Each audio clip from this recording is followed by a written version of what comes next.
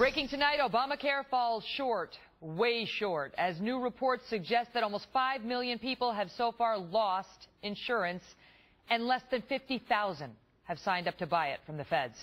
Welcome to the Kelly File, everyone. I'm Megyn Kelly.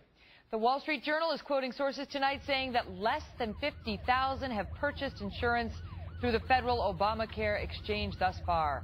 Oh, we have a little ambulance siren on there. Okay. The administration had expected to have 10 times that number, nearly 500,000 by this point. Meantime, nearly 5 million Americans have been kicked off of their insurance plans and counting.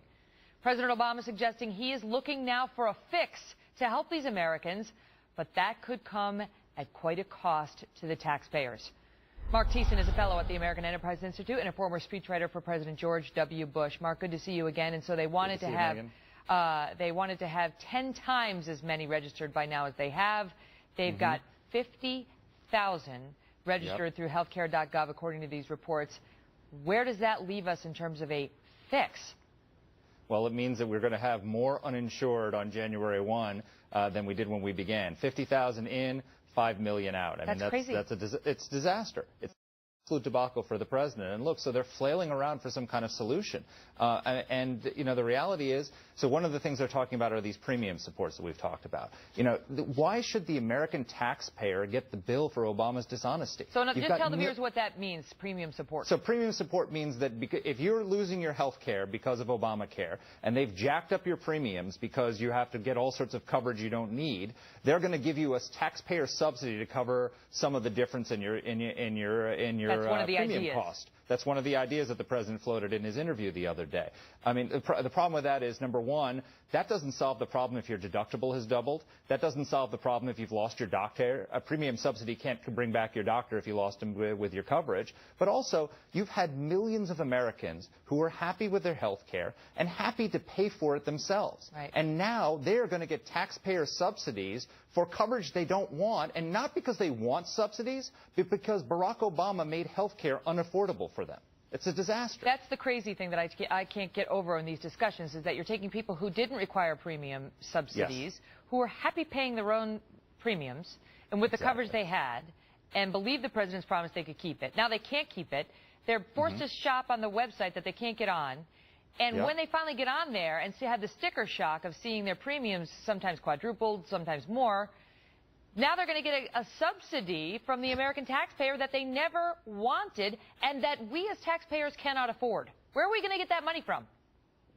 From you and me, from the taxpayers. I mean, all your viewers, get ready to cough up because you're paying for this.